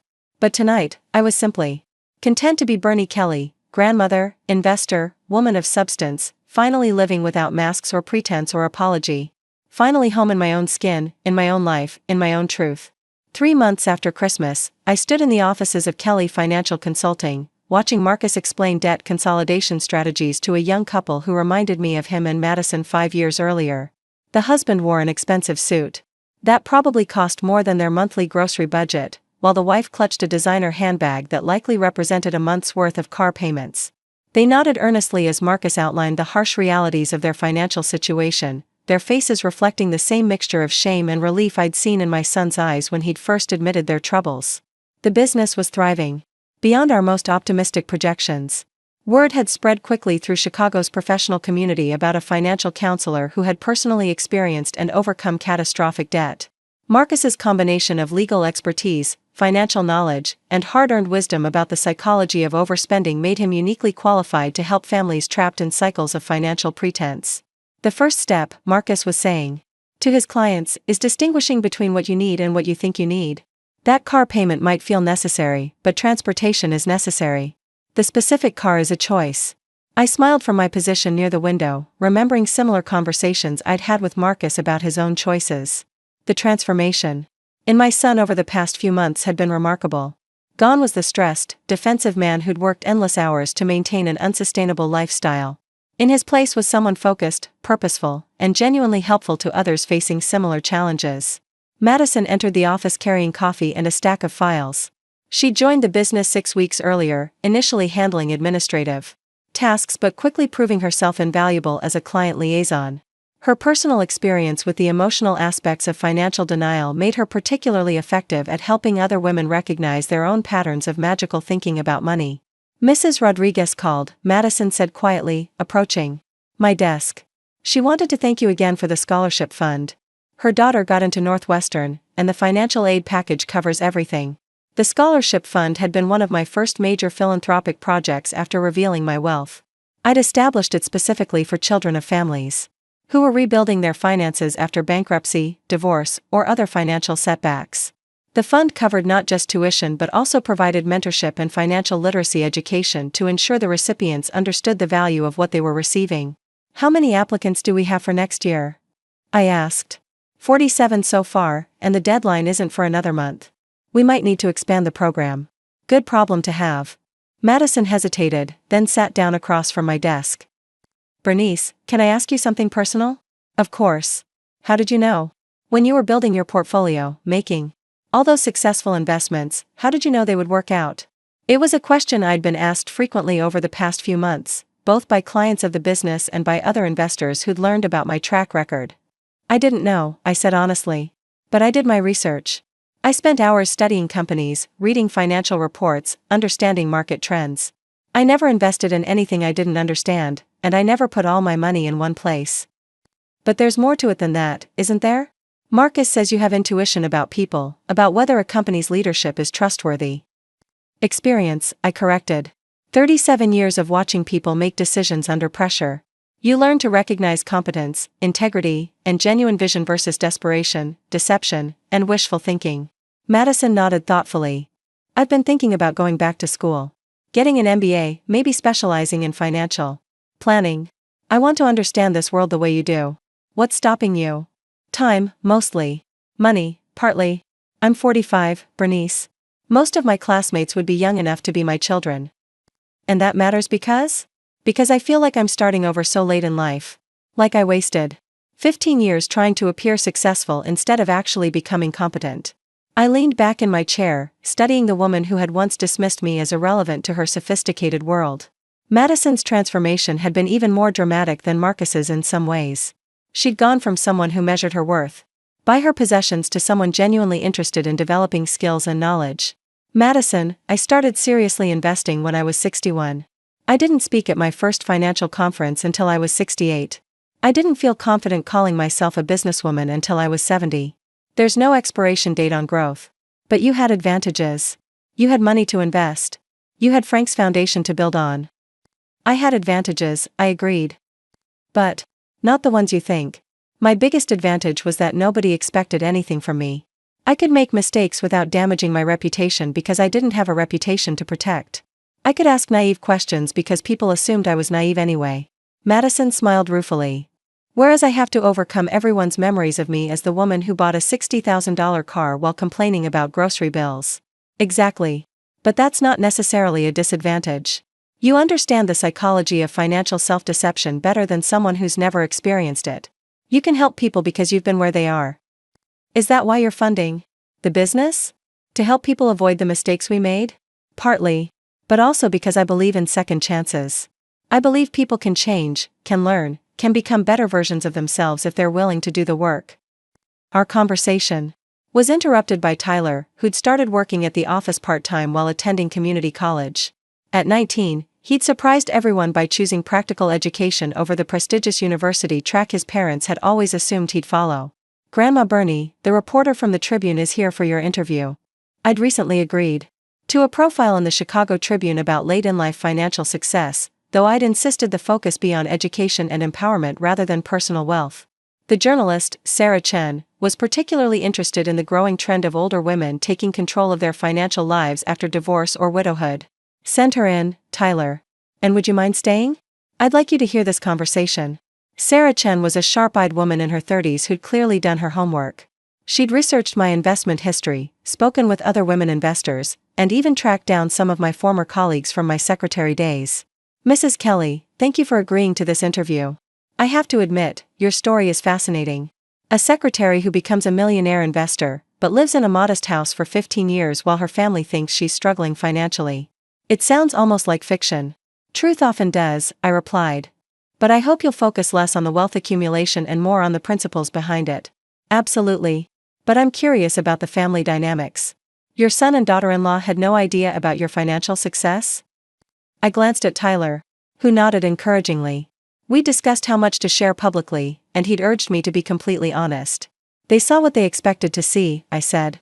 I made choices about how to live, how to spend, how to present myself to the world. They interpreted those choices through their own assumptions about age, class, and capability. You're being diplomatic. From what I understand, they excluded you from family events and treated you as a financial burden while you were actually wealthier than they were.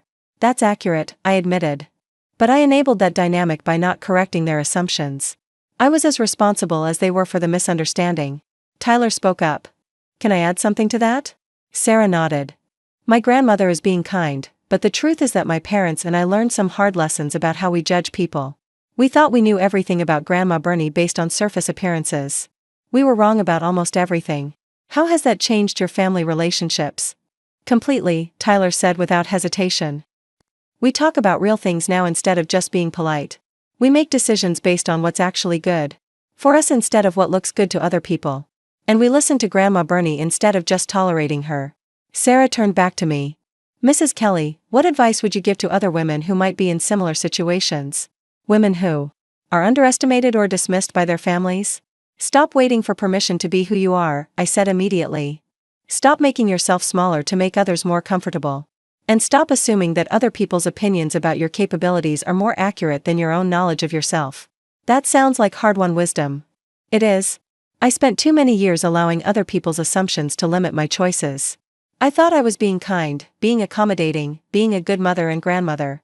But really, I was being dishonest. With everyone, including myself. Tyler leaned forward. Can I tell her about the Christmas dinner? I nodded. The first Christmas after Grandma Bernie revealed the truth about her finances, she hosted dinner at her new penthouse apartment. It was the first time our family had ever had completely honest conversations about money, about values, about what really matters. Sarah was taking notes rapidly. What made those conversations different? Nobody was pretending anymore, Tyler explained. My parents weren't pretending to be more successful than they were. Grandma Bernie wasn't pretending to be struggling. We could finally talk about real problems and real solutions. And what were the real problems? Madison had entered the office during the interview and now spoke up. The real problem was that we'd confused image with substance. We'd borrowed money to buy things that made us look successful while actually making us financially vulnerable. And we dismissed the one person in our family who actually understood how to build security. Sarah looked intrigued. Mrs. Madison Kelly, you're Marcus's wife? I am. And I was the primary driver of our financial problems. I was also the person who treated Bernice most poorly because her modest lifestyle embarrassed me. How do you feel about that now? Madison was quiet for a moment. Ashamed. Grateful. Determined to do better. Bernice didn't just help us financially, she helped us understand the difference between living well and living beyond our means. The interview continued for another hour, covering topics from investment strategies to family dynamics to the psychology of financial decision-making. Throughout the conversation, I was struck by how naturally Tyler and Madison participated, how comfortable they'd become discussing topics that would have been taboo in our family just months earlier. After Sarah left, Madison approached me with obvious nervousness. Bernice, I have something to tell you, and I'm not sure how you'll react. Go ahead.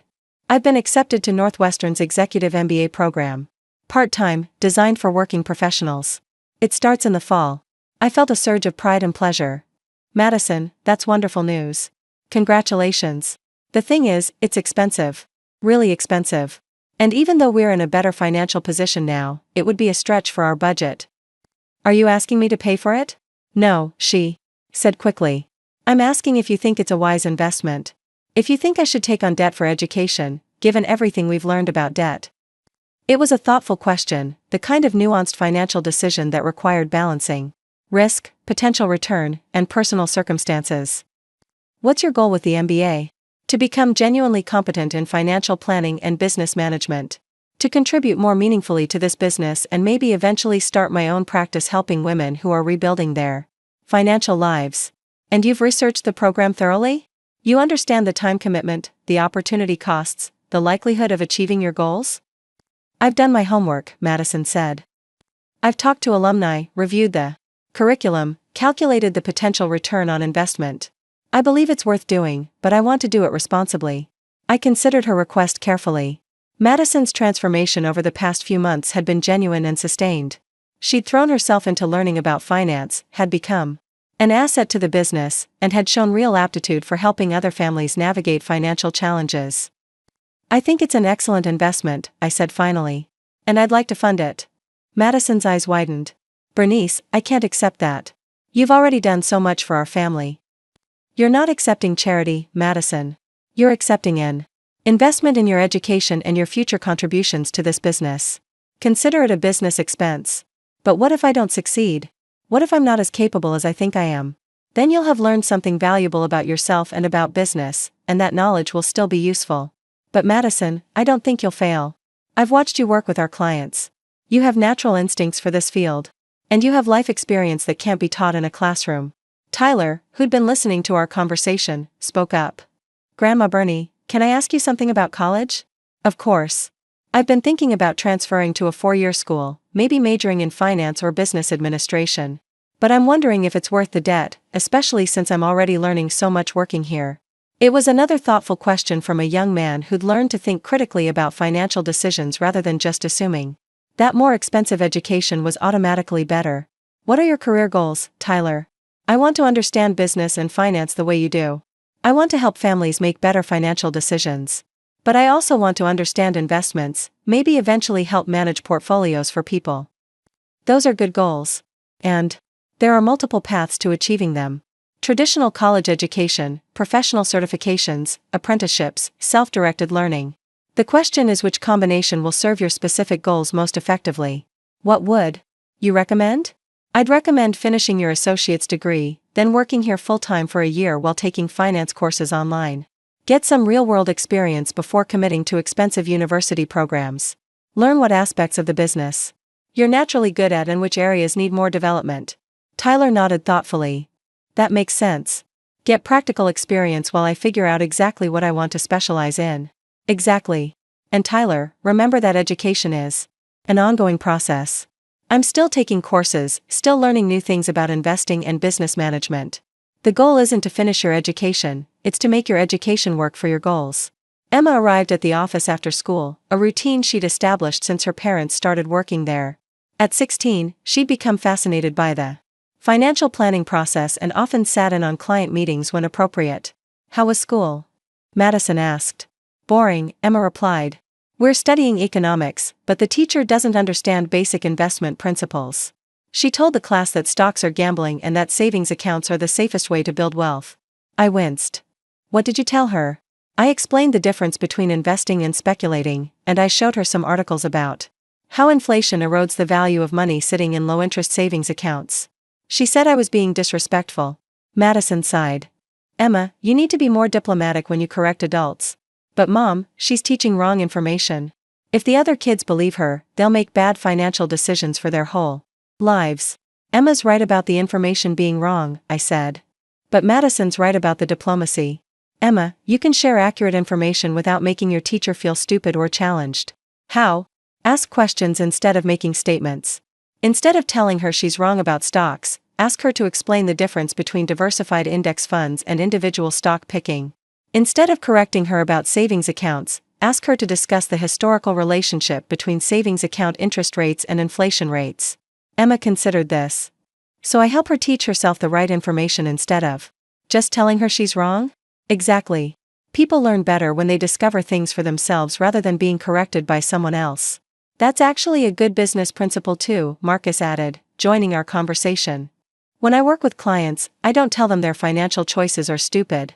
I ask them questions that help them recognize the problems themselves. Speaking of clients, Madison said, we have a new consultation tomorrow. A family that's considering bankruptcy, but they want to explore other options first. What's their situation? I asked. 2 parents, 3 children. Combined income of about 90,000, but debt of over 200,000. Credit cards, student loans, car payments, medical bills from when the father was unemployed. And they lost their health insurance. Sounds familiar, Marcus said grimly. The difference is that their debt came from genuine hardship rather than lifestyle inflation, Madison observed. They didn't buy luxury items they couldn't afford. They went into debt trying to survive a financial crisis. That's actually harder to resolve in some ways, I said. When debt comes from overspending on luxuries, you can solve the problem by changing spending habits. When debt comes from survival expenses, the underlying issues are more complex. What would you recommend for a family like that? Emma asked. First, stop the bleeding. Make sure they're not adding new debt while they deal with existing debt. Second, prioritize the debts by consequences. Mortgage and car payments first. If they need the house and transportation to maintain income. Third, negotiate with creditors for reduced payments or settlements. What if the creditors won't negotiate? Tyler asked. Then you look at legal options. Chapter 13 bankruptcy might allow them to reorganize their debts without losing their house or cars. It's not ideal, but it's better than losing everything. Madison looked thoughtful. I keep thinking about how different our situation was. We had options because our debt came from poor choices rather than bad luck. This family might not have the same flexibility. That's why this work is important, Marcus said. Every family situation is different. Every solution has to be tailored to specific circumstances. As evening approached, the family began closing up the office and preparing to head home. It had become our routine to spend a few minutes at the end of each day discussing what we'd learned, what challenges we'd faced, and what we wanted to accomplish tomorrow. Before we leave, I said, I want to share something with all of you. They gathered around my desk, curious. 6 months ago, our family was fractured. Marcus and Madison were drowning in debt. The children were learning dangerous lessons about money and relationships. I was living a lie that protected everyone's feelings but served no one's interests. It feels like a different lifetime, Madison said softly. It was a different lifetime. But what I want you to understand is that none of this healing would have been possible if we hadn't been willing to face hard truths about ourselves and our choices. What do you mean? Emma asked. I mean that change requires honesty. Real change, lasting change, meaningful change. It requires admitting when we've been wrong, accepting responsibility for our mistakes, and committing to different choices going forward. Tyler nodded. Like when you finally told us the truth about your money instead of letting us keep treating you badly. Exactly. And like when your parents admitted their financial problems instead of continuing to pretend everything was fine. Marcus spoke up. Mom, I want you to know that this business, this new life we're building, it's not just about money. It's about becoming the kind of people we want to be instead of pretending to be people we're not. That's exactly right. And that's why I think this business will succeed long term. Because we're not just helping people with financial problems, we're helping them understand the relationship between honesty and security. As we prepared to leave, Emma approached me with a question she'd clearly been considering all day. Grandma Bernie, do you ever regret not telling us the truth sooner? Do you wish you'd revealed your wealth years ago instead of waiting until things got so bad? It was a profound question, one I'd asked myself many times over the past few months. I regret the time we lost, I said honestly. I regret the relationship we could have had if I'd been more authentic and if your parents had been more open to seeing me as I really was. But I don't regret the lessons we all learned from the experience. What lessons? You learned that people are more complex than they appear on the surface. Your parents learned the difference between image and substance. I learned that hiding who you are never serves anyone well in the long run. Emma hugged me tightly. I'm glad we know the real you now. I'm glad too, sweetheart. And I'm glad we're building something real together instead of just going through the motions of being a family. As I drove home that evening to my penthouse apartment, I reflected on how much had changed and how much remained constant. The view from my windows was spectacular, my furnishings were luxurious, my financial security was absolute. But the most important changes weren't material. I was finally living as my whole self, using my resources and abilities without apology or concealment. My family relationships were based on mutual respect rather than assumptions and pretense. My daily work involved helping others learn lessons I'd gained through decades of experience. Most importantly, I'd learned that authenticity wasn't just about being honest with others, it was about being honest with yourself about what you're capable of, what you deserve, and what you're willing to accept from the people in your life. The woman who had served coffee and taken dictation for 37 years had always been capable of building wealth and running businesses. The widow who had seemed helpless and dependent had always been strong and resourceful. The grandmother who had been dismissed as irrelevant had always been wise and insightful. The only thing that had changed was my willingness to let those qualities show. 2 years later, I stood on the stage of the Chicago Convention Center, looking out at an audience of 800 women who had gathered for the annual Financial Independence After 50 conference. The woman introducing me was Patricia Hendricks, the pharmaceutical CEO whose company had been one of my most successful investments, and she was describing my journey from secretarial work to financial independence with an enthusiasm that still surprised me. Bernie Kelly represents something revolutionary in our understanding of late-life potential, Patricia was saying. She proves that reinvention isn't just possible after retirement, it can be more successful than anything you accomplished in your so-called prime years. As I walked to the podium, I caught sight of Madison and Emma in the third row, both beaming with pride. Madison had graduated from Northwestern's MBA program with honors and had just opened her own practice specializing in financial recovery for divorced and widowed women. Emma, now 18 and headed to college on an academic scholarship she'd earned entirely through her own merit, had become something of a financial literacy advocate among her peers. "Thank you, Patricia," I began, my voice carrying clearly through the auditorium. 2.5 years ago, most people who knew me would have been shocked to see me on the stage. Not because I wasn't capable of being here, but because I hadn't given them any reason to believe I was. The audience was attentive, leaning forward slightly as I continued. I spent 15 years building substantial wealth while allowing everyone around me, including my own family, to believe I was financially struggling. I made that choice for what seemed like good reasons at the time, but I learned that hiding your capabilities serves no one well. A hand shot up in the audience. "Mrs. Kelly, why did you choose to keep your success secret?" "Because I was afraid that success would change how people treated me, and I wanted to be valued for who I was rather than what I had. The irony is that by hiding my success, I allowed people to undervalue me anyway, just for different reasons." Another woman called out, "How did your family react when they discovered the truth?" I smiled, thinking of the chaos and revelation of that Thanksgiving dinner that had changed everything. With shock, shame, and eventually gratitude. But the real lesson wasn't about their reaction to my wealth. It was about how we'd all allowed assumptions to replace real communication, how we'd chosen comfortable lies over difficult truths. For the next hour, I shared the practical aspects of my investment strategy, the emotional journey of late-life reinvention, and the family dynamics that had both hindered and ultimately supported my growth. But as I reached the conclusion of my presentation, I found myself focusing on something deeper. "The most important thing I want you to understand," I said to the audience, "is that your current circumstances, whatever they are, don't define your future possibilities. Whether you're 50, 60, 70, or beyond, whether you're starting with a modest savings account or significant assets, whether your family supports your ambitions or dismisses them, you have the power to change your financial reality." A woman near the back raised her hand. "But what if we make mistakes? What if we're not as smart about investing as you were?" "I made plenty of mistakes," I assured her. "I lost money on investments that looked promising but failed. I trusted financial advisors who were more interested in commissions than my success. I bought stocks based on tips from friends rather than research. The difference between success and failure isn't perfection, it's persistence and continuous learning." After the presentation, during the networking reception, I was approached by dozens of women with their own stories of late-life discovery, family challenges, and financial aspirations. Each conversation reminded me of how many people were living smaller lives than their capabilities warranted, often because they'd accepted other people's limitations as their own. Dr. Janet Morrison, a recently retired pediatrician, told me about the real estate empire she'd been building quietly while her colleagues assumed she was just planning a modest retirement. "My ex-husband used to say I was too impractical to handle money," she said. "Turns out I'm better at it than he ever was." Maria Santos, a former factory worker, described the online business she'd started at 62, selling handmade crafts to customers around the world. "My children thought I was too old to learn computers," she laughed. "Now I make more money than my daughter who works in IT."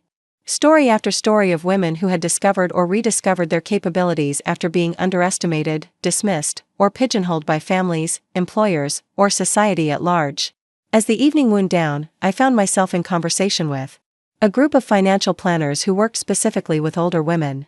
They were discussing the unique challenges their clients faced: adult children who wanted to control their finances, social expectations about age-appropriate activities, and their own internalized beliefs about what they were supposed to do at various life stages. "The hardest part," one planner said, "is convincing women that it's not too late to take risks, to try new things, to build something significant." "It's not about age," I replied. It's about mindset. I know 30-year-olds who think they're too old to change careers and 80-year-olds who are starting new businesses. The question isn't whether you have enough time left, it's whether you're willing to use the time you have. When I finally returned to my penthouse that evening, I found Marcus waiting in my living room with a bottle of champagne and a stack of legal documents. "We did it, Mom," he said, his face glowing with excitement. Kelly Financial Consulting has been selected as the preferred debt counseling service for 3 major employee assistance programs. We're going to help thousands of families get their finances back on track. I hugged my son, feeling the satisfaction that comes not from personal achievement but from watching someone you love discover their own potential. "Tell me about the contracts," I said as we settled into my living room with our champagne. 18 months of guaranteed referrals, renewable based on client outcomes. The companies are specifically interested in our approach because we combine practical debt management with long-term wealth building strategies. And Madison's new practice? Booked solid for the next 6 months. She's got a waiting list of women who want help rebuilding their financial lives after divorce or widowhood. She's also been invited to speak at the National Association of Divorce Attorneys Conference about the financial challenges women face during and after divorce proceedings. The pride in Marcus's voice when he talked about his wife's success was something I'd never heard during their years of financial pretense. When Madison had been focused on appearances and status, Marcus had seemed to view her more as an expensive accessory than as a partner. Now that she was building genuine competence and contributing meaningfully to their family's security, their relationship had transformed into something much more substantial. "What about the children?" I asked. "Tyler's been accepted into the financial planning certification program at DePaul. He'll graduate with both his bachelor's degree and his CFP credentials. Emma's scholarship to Northwestern is confirmed, and she's planning to double major in business and psychology. And Sophie?" Marcus grinned. "Sophie has started a financial literacy club at her middle school. She's teaching other 13-year-olds about budgeting, saving, and the difference between needs and wants. The school district is so impressed they're asking her to develop a curriculum for other schools." My youngest granddaughter had absorbed the lessons of our family's transformation more deeply than anyone. At 13, she understood money management principles that many adults never learned.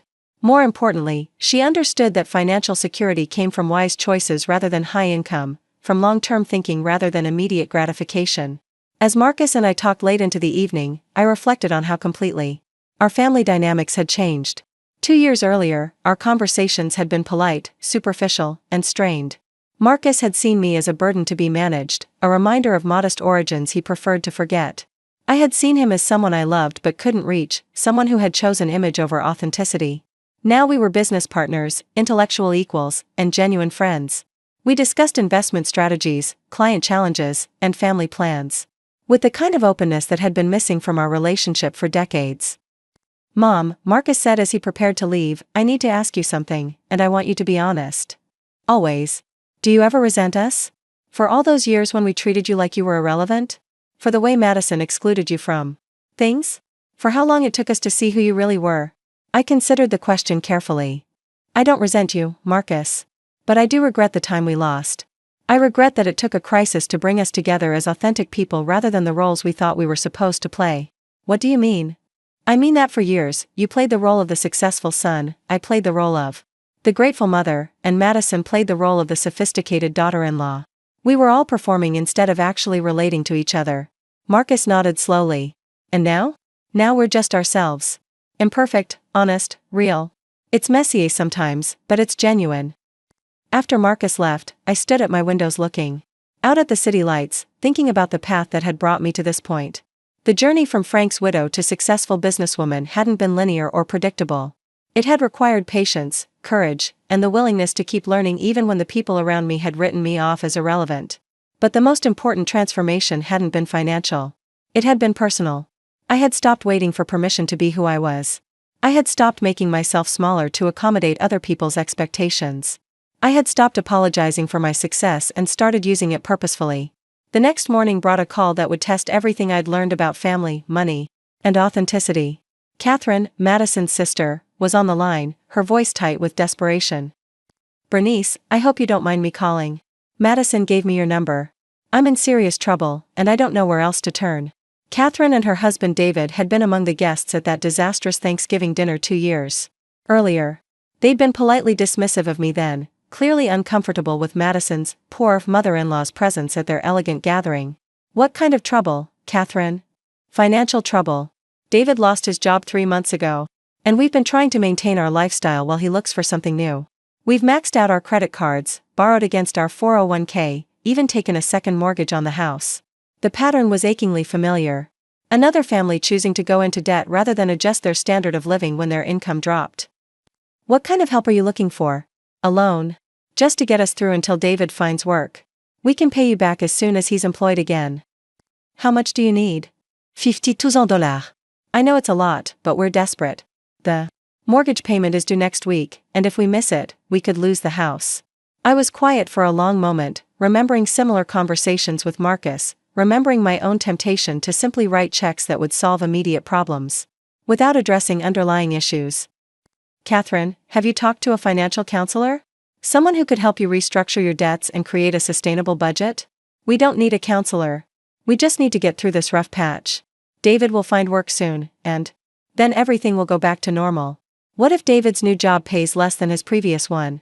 What if it takes longer than you expect to find work? What if you have other unexpected expenses? Then we'll deal with those problems when they happen. Right now, we just need the loan. I understood Catherine's desperation, but I also understood that a loan without accompanying changes in behavior would only postpone the crisis rather than resolve it. I'm not going to give you $50,000, I said gently. But Bernice, we're family. Madison said you helped them when they were in trouble. I helped them rebuild their lives sustainably. I didn't just pay off their debts and hope for the best. What's the difference? The difference is that Marcus and Madison were willing to admit their lifestyle was unsustainable and make fundamental changes. They sold their expensive house, changed their spending habits, and committed to living within their means. Are you and David willing to do the same? Catherine was quiet for a long moment. We can't sell our house. David's career depends on his professional image. We need to live in the right neighborhood, drive the right cars, maintain our social connections. Then you're not ready for help, I said. You're asking me to fund the continuation of choices that created your problems in the first place. But we'll lose everything. You'll lose your illusions about what you can afford. That's not the same thing as losing everything. The conversation continued for another 20 minutes, with Catherine alternating between pleading and anger as she realized I wasn't going to provide the bailout she'd expected. When she finally hung up, frustrated and disappointed, I felt sad. But not guilty.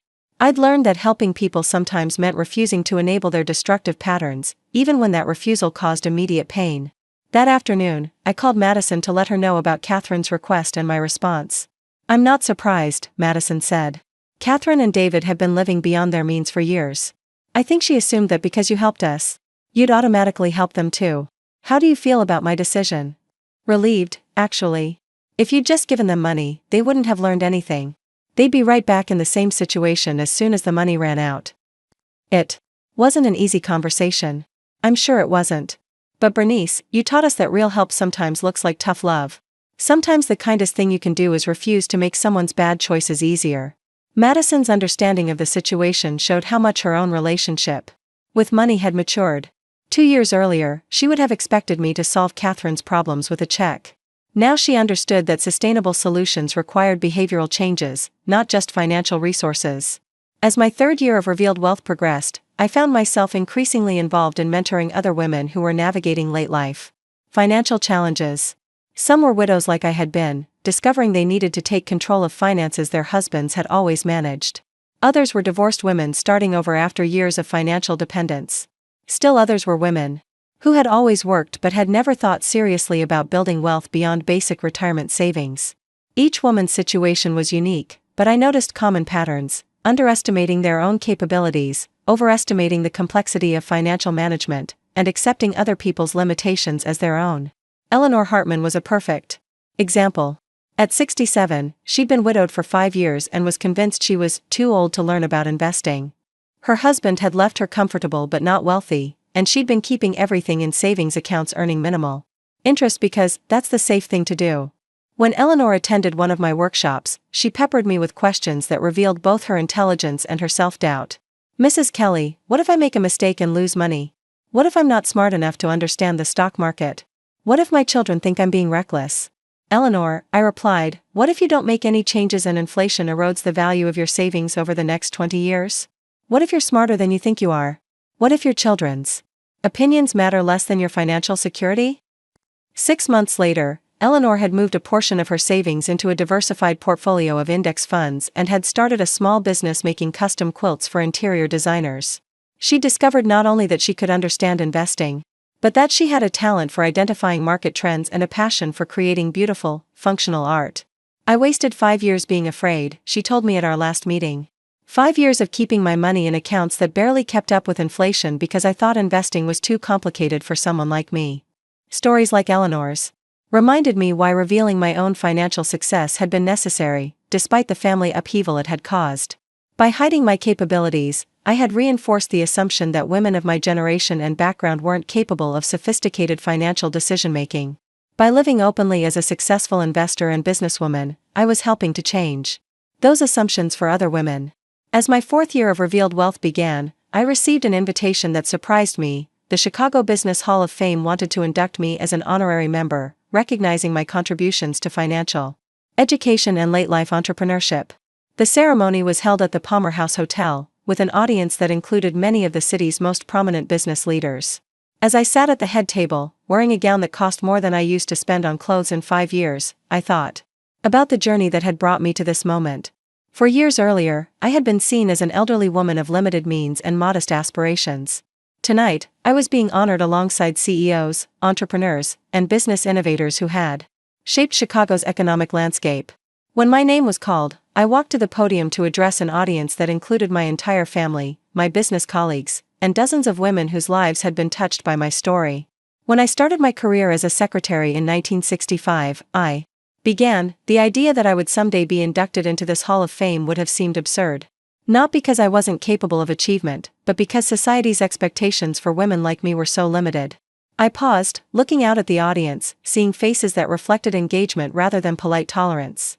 I spent most of my life accepting other people's definitions of what I could accomplish, what I should want, and what was appropriate for someone of my age, gender, and background.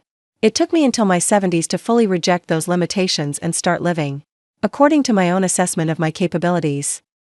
The speech continued for 15 minutes, covering the themes I'd become known for: the importance of continuous learning, the danger of accepting artificial limitations, and the power of authentic relationships based on mutual respect rather than assumptions. As I concluded my remarks, I saw Tyler and Emma in the audience, both beaming with pride. Sophie, now 15 and already planning her own business ventures, was taking notes on everything I said. Marcus and Madison sat together, their faces reflecting not just pride but genuine admiration for the woman they'd finally learned to see clearly. "The most important lesson I want to leave you with," I said in closing, "is that your current circumstances are not your permanent reality. Whether you're 25 and feeling trapped in a dead-end job, 45 and facing unexpected financial challenges, or 65 and thinking your productive years are behind you, remember that growth is always possible. Change is always possible. Success, however you define it, is always possible." The standing ovation that followed felt like validation not just of my achievements, but of the choice to live authentically rather than according to others' expectations. After the ceremony, as my family and I celebrated at a private dinner, Sophie asked me a question that crystallized everything I'd learned over the past 4 years. "Grandma Bernie, do you think your life would have been different if you'd been confident about your abilities from the beginning instead of discovering them so late?" I considered her question carefully. Probably. I might have started investing sooner, might have been more ambitious in my career, might have demanded more respect from people who underestimated me. Do you wish things had been different? I wish I'd wasted less time accepting limitations that weren't real. But I don't regret the path I took, because it taught me things I couldn't have learned any other way. Like what? Like the difference between appearing successful and being successful. Like the importance of valuing people for who they are rather than what they seem to be. Like the power of patience and persistence in building something meaningful. Emma joined the conversation. "Grandma, what advice would you give to our generation? To people who are just starting their careers and their families?" Don't wait for permission to be who you are. Don't accept other people's limitations as your own. And remember that the most valuable things in life, the relationships and achievements that really matter, require honesty, patience, and authenticity. Tyler raised his glass. "To Grandma Bernie, who taught us that it's never too late to become who you're meant to be." As we toasted, I looked around the table at my family, these people who had learned to see me as I really was rather than as they expected me to be. Our relationships weren't perfect, but they were real. Our conversations weren't always easy, but they were honest. Our love wasn't based on convenience or obligation, but on genuine respect and appreciation for each other's authentic selves. The woman who had hidden her wealth for 15 years had finally learned that the most valuable thing you can share with people isn't your money, it's your truth. And the most important investment you can make isn't in stocks or bonds or real estate, it's in becoming the person you're capable of being, regardless of what anyone else thinks you should be. For years after that shattering Thanksgiving dinner, I had not only revealed my financial success but had used it as a foundation for building something much more valuable: authentic relationships, meaningful work, and a legacy based on empowering others to discover their own potential. The journey from hidden wealth to authentic living had been challenging, sometimes painful, but ultimately transformative. Not just for me, but for everyone whose life had been touched by my story. Up next, you've got 2 more standout stories right on your screen. If this one hit the mark, you won't want to pass these up. Just click and check them out.